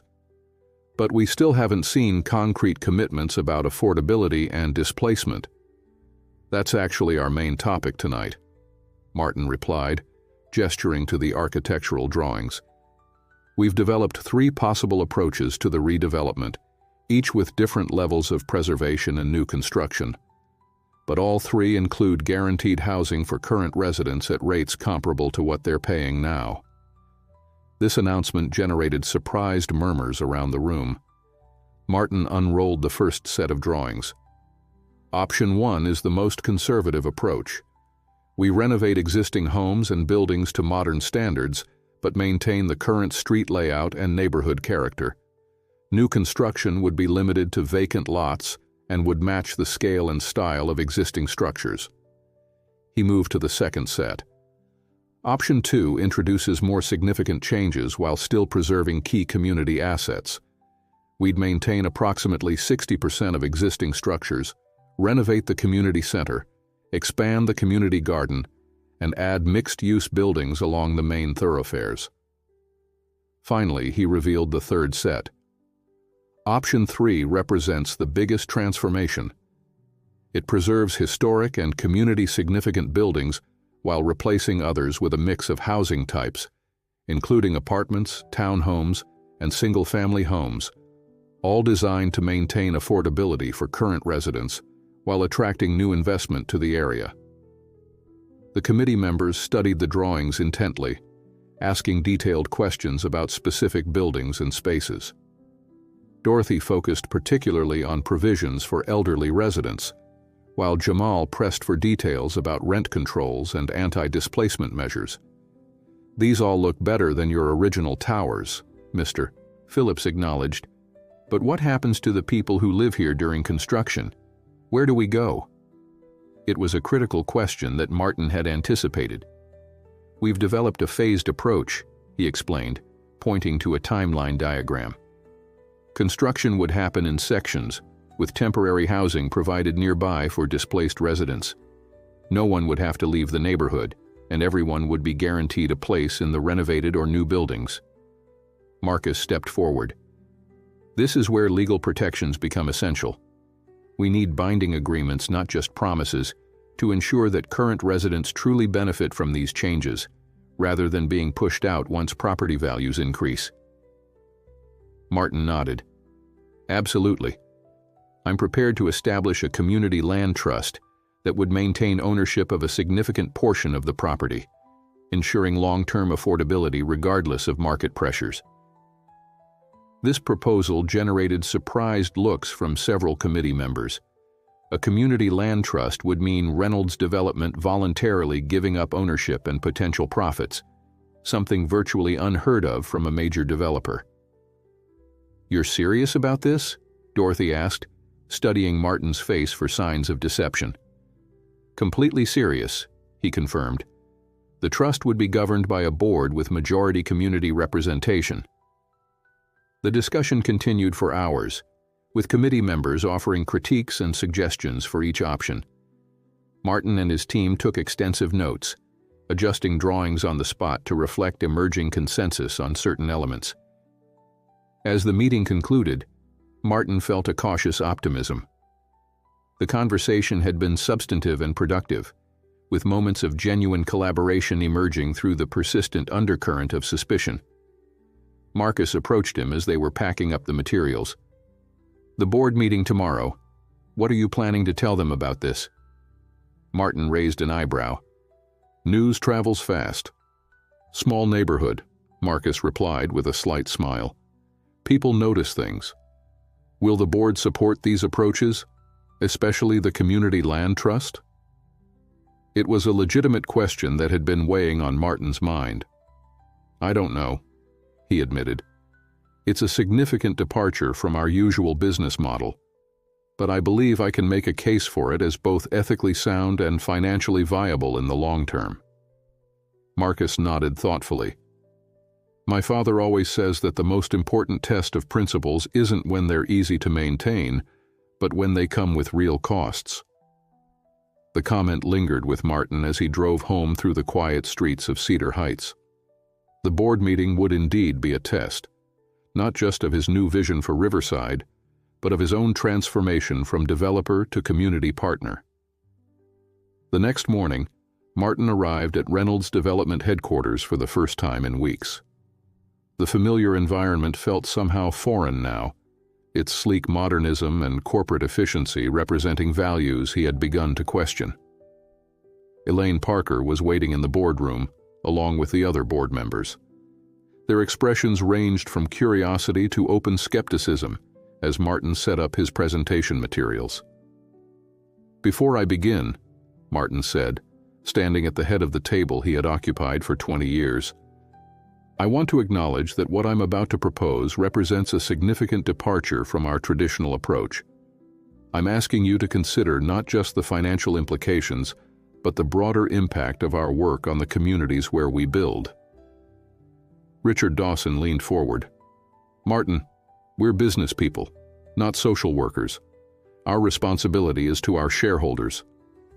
"I understand that perspective," Martin replied. "It's one I shared until recently, but I've come to believe that our responsibility extends beyond quarterly earnings reports. The developments we create shape cities for generations. They affect thousands of lives. That carries an obligation we've been too quick to dismiss." Elaine exchanged glances with several board members. "This sounds dangerously like mission drift, Martin. Admirable in theory, perhaps, but not what this company was built to do."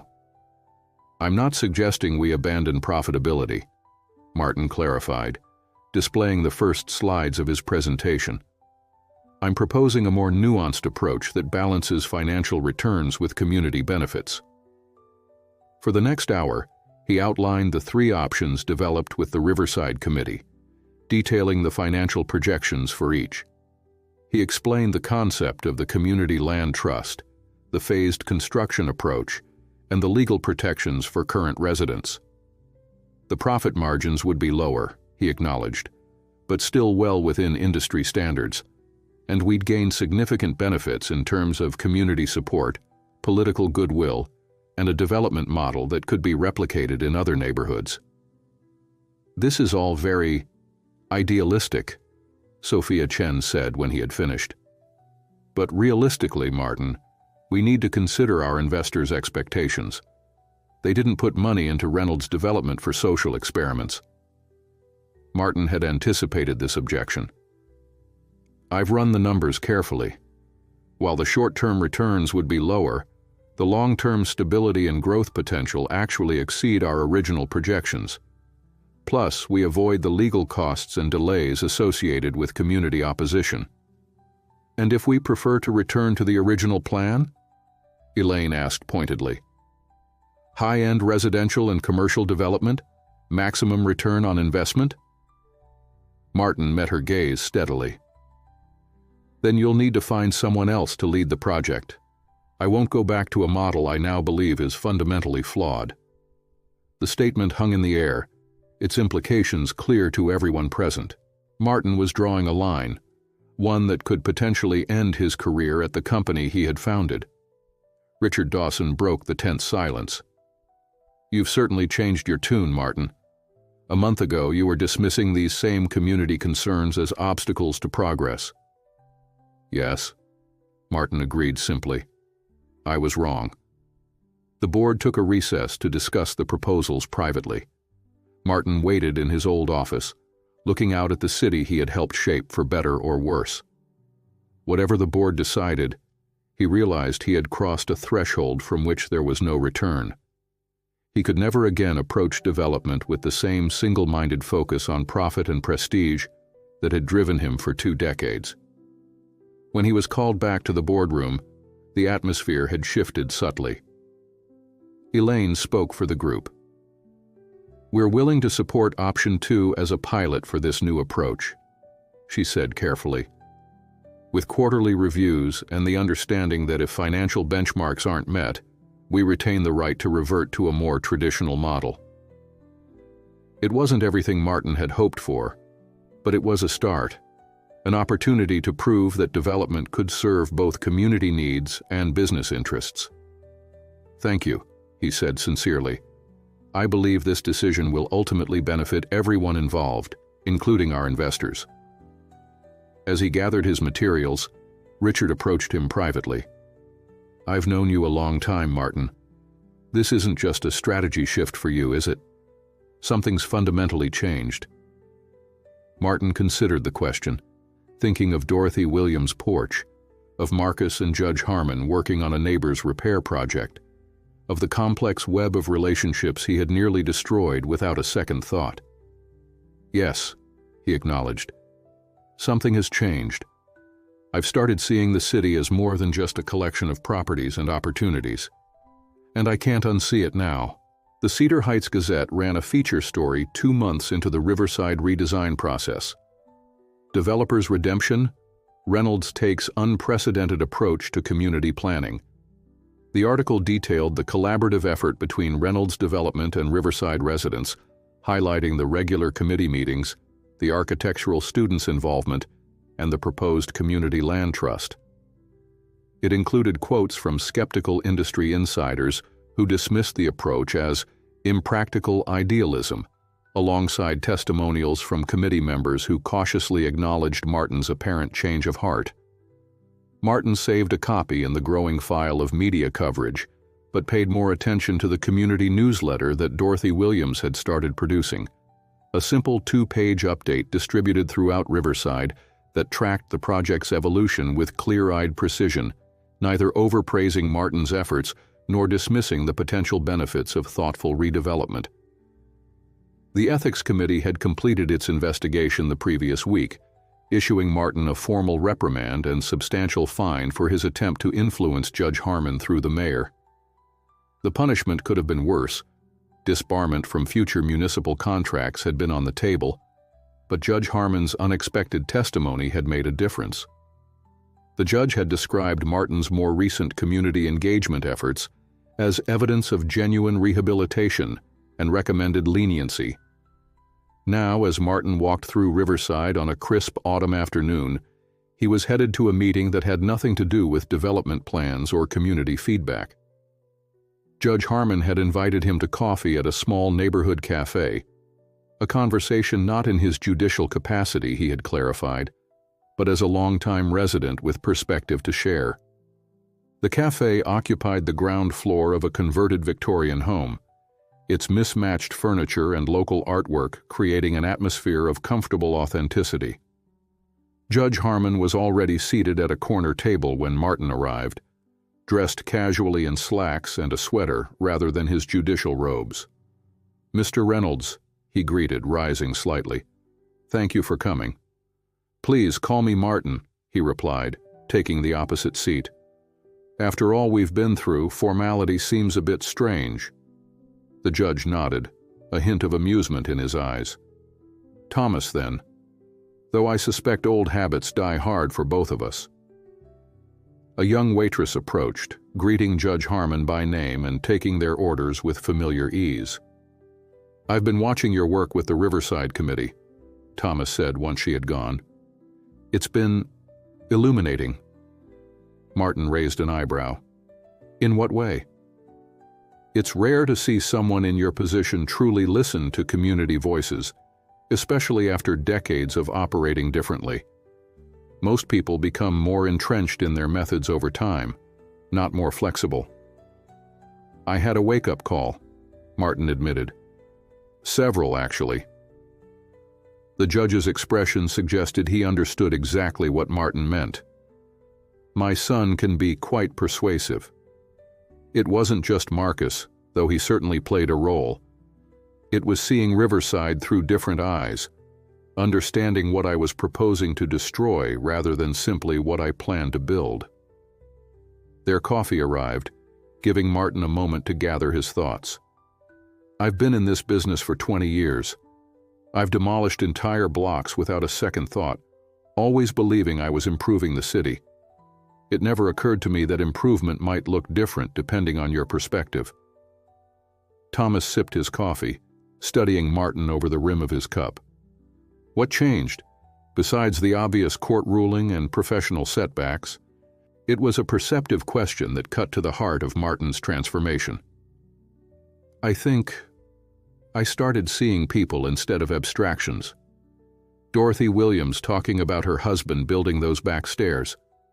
Mr. Phillips describing 67 years in the same neighborhood. The teenager at the community meeting explaining how the after-school programs kept him out of trouble." He paused, realizing something he hadn't fully articulated even to himself. "I've always thought of legacy in terms of skylines. Buildings with my company's name, developments that would stand for generations. But there are other kinds of legacies that matter too. The connections between people, the histories embedded in communities, the support systems that develop organically over time." Thomas nodded slowly. "Most developers never grasp that.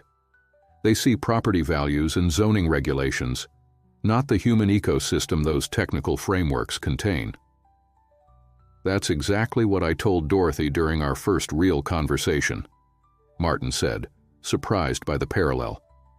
"I was so focused on the legal and financial aspects that I missed the actual substance of what I was affecting." "And now?" Thomas asked, his expression thoughtful. "Where do you go from here? The Riverside project will eventually be completed one way or another. Does Martin Reynolds return to business as usual afterward?" It was the question Martin had been asking himself with increasing frequency. "I don't think I can," he admitted. "Not after what I've learned, but I'm still figuring out what that means practically. How to balance the realities of development economics with this new awareness of community impact." "It's not an easy balance to strike," Thomas acknowledged. "I've spent 40 years in the law trying to find that equilibrium between competing valid interests, progress and preservation, innovation and stability, individual rights and community needs. How do you do it?" Martin asked, genuinely curious. How do you make decisions when there are legitimate concerns on both sides? Thomas considered the question carefully. I try to remember that justice isn't just about following rules. It's about recognizing the humanity in every person affected by those rules. The law is necessary but insufficient on its own. It needs to be animated by compassion and understanding. The conversation shifted to Thomas's own history in Riverside. His childhood in a neighborhood where racial covenants had once restricted where black families could live. His decision to return after law school when many of his classmates were moving to more affluent areas. His ongoing commitment to the community that had shaped him. Marcus followed your example, Martin observed. Working his way through law school, staying connected to Riverside. In some ways, Thomas agreed, though his path is his own. I became a judge. He's more interested in community advocacy and policy work, different approaches to similar values. As their coffee cups emptied, Martin found himself sharing more of his own background, his middle-class upbringing in a nearby suburb, his early ambition to transform urban landscapes. The gradual hardening of his perspective as success reinforced his belief that progress required decisive action rather than consensus building. I think I stopped seeing objections as valid perspectives and started viewing them simply as obstacles, he reflected. At some point, I became convinced that I knew better than the people actually living in these neighborhoods. Pride, Thomas said simply. It happens to many successful people, regardless of their field. The more right you are about some things, the easier it becomes to believe you're right about everything. Martin nodded, recognizing the truth in the assessment. The board meeting next week will determine whether I return as CEO. 3 months ago, that position was the most important thing in my life. Now, I'm not even sure I want it back, at least not on the same terms. What would different terms look like? Thomas asked. A company that measures success beyond profit margins and square footage. Development that enhances communities rather than displacing them. Working with residents as partners rather than obstacles. Martin shook his head slightly. The board would probably think I've lost my mind. Or perhaps found your conscience, Thomas suggested. Which can feel like much the same thing in certain corporate environments. As they prepared to leave, Martin found himself reluctant to end the conversation.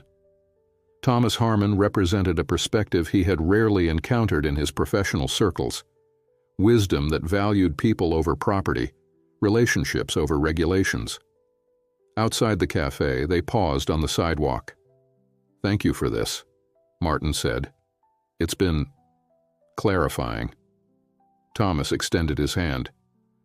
Marcus mentioned you'll be at the community center tonight for the final committee vote on the redesign options. Martin nodded, shaking the offered hand. It's been 3 months of intensive work. Whatever they decide, I'm committed to honoring it.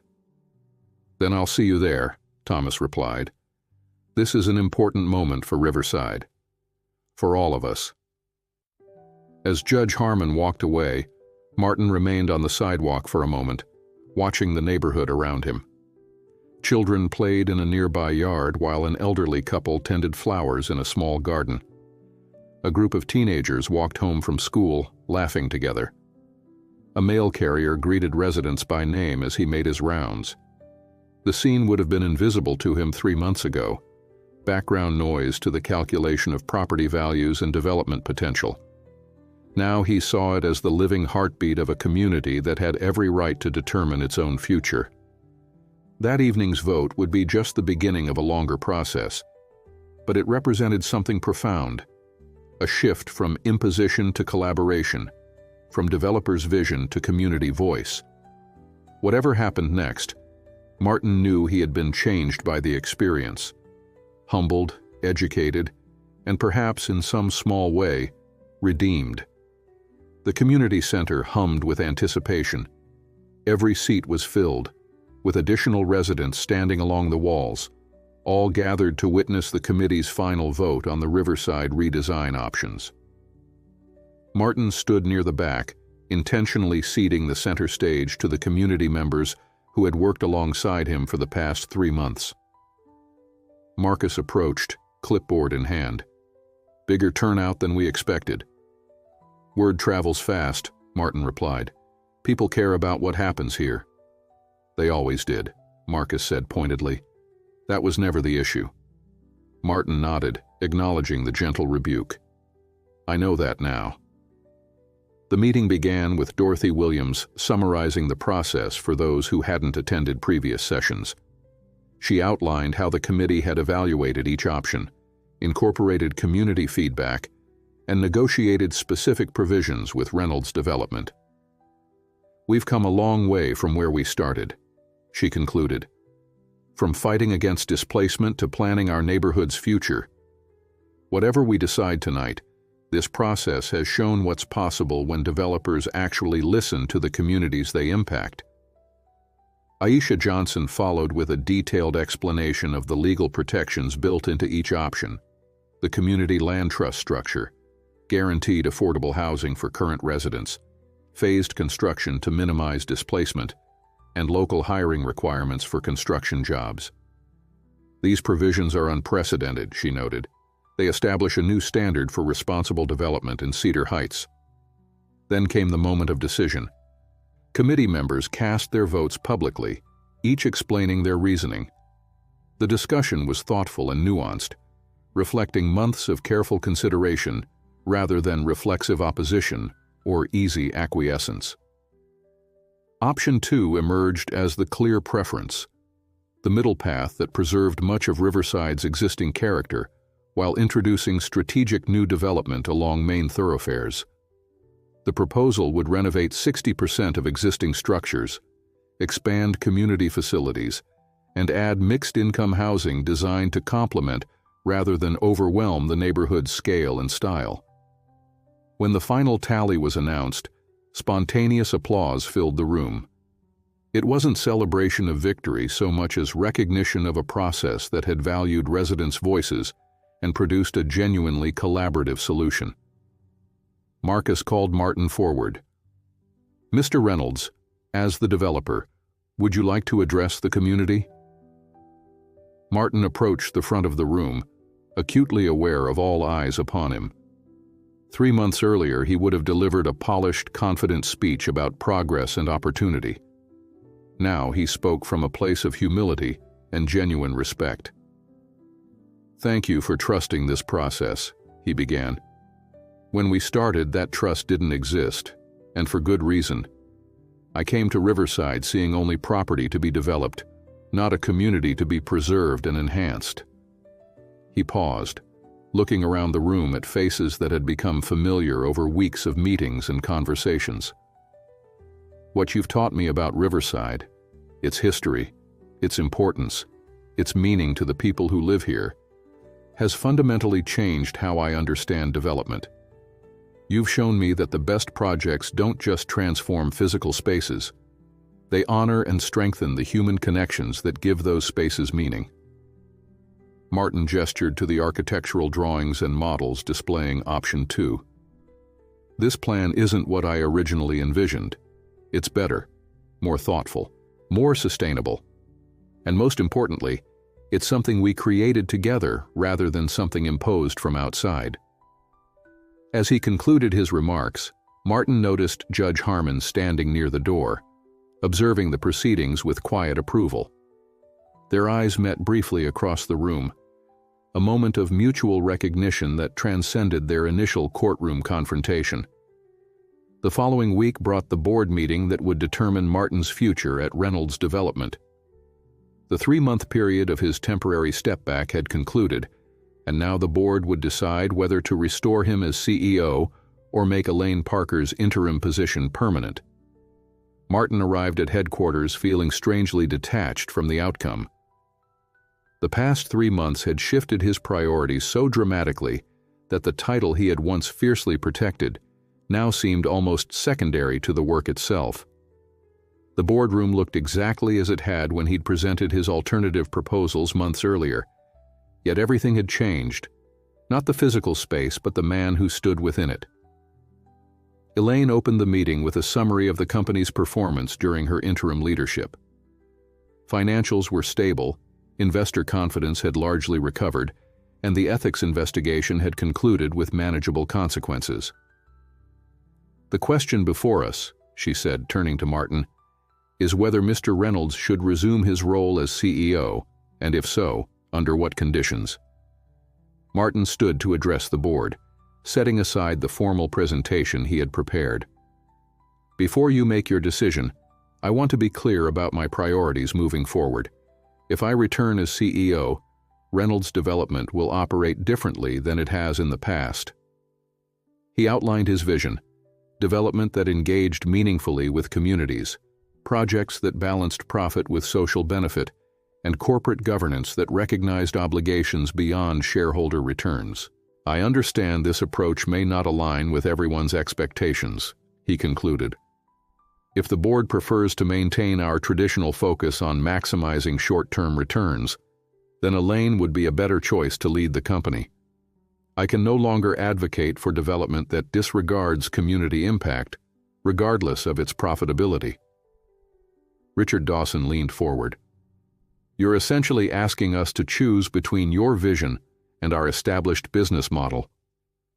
"I'm being honest about what I can and cannot do in good conscience," Martin replied. "The Riverside process has changed my understanding of responsible development. I can't unlearn those lessons to preserve my position." The board requested time for private deliberation. Martin waited in his old office, standing at the window that overlooked the city he had helped shape. Regardless of their decision, he knew his path forward had clarified. Whether at Reynolds Development or elsewhere, he would apply what Riverside had taught him about balancing progress with preservation, innovation with respect for existing communities. When he returned to the boardroom, Elaine delivered the verdict. "The board has decided to reinstate you as CEO, with quarterly reviews of this new approach over the next year. We're willing to explore this direction, but with careful monitoring of financial performance." Martin nodded, recognizing both the opportunity and the ongoing skepticism. "Thank you for your confidence. I believe this decision will ultimately strengthen the company, not weaken it." As board members filed out, Richard lingered behind. "I'm still not entirely convinced this isn't a midlife crisis," he said, though his tone was more curious than critical. "But I am convinced you believe in what you're saying. That counts for something." The groundbreaking ceremony for the Riverside redevelopment took place 6 months later on a bright spring morning. Unlike typical Reynolds Development events, this one centered on community rather than corporate achievements. Residents shared stories about the neighborhood's history and their hopes for its future. Local musicians performed. Children unveiled a community-designed mural depicting Riverside's evolution. When it came time for Martin to speak, he kept his remarks brief, emphasizing that the project represented a beginning rather than an end, the start of a new approach to development throughout Cedar Heights. Marcus approached him afterward, extending his hand. "Congratulations. Not many people would have made the changes you have." Martin shook his hand, recognizing how far they had come from their first confrontational encounter. "I had good teachers." Judge Harmon joined them, regarding the ceremonial first shovel with amusement. "Quite different from your usual glass-cutting ceremonies, I imagine." "In every possible way," Martin agreed.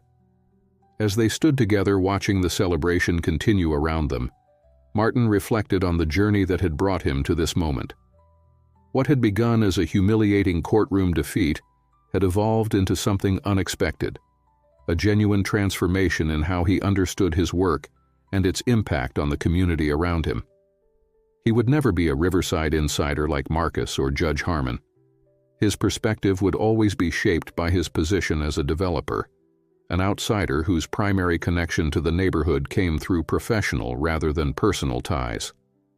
But he had learned to listen, to recognize the validity of viewpoints different from his own, and to value the complex social ecosystems that existed within the blocks and buildings he had once viewed solely as development opportunities.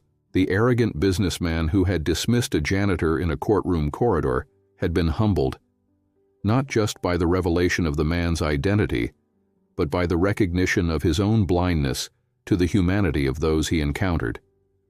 That humbling had become the foundation for growth, painful but necessary, like the demolition that precedes new construction.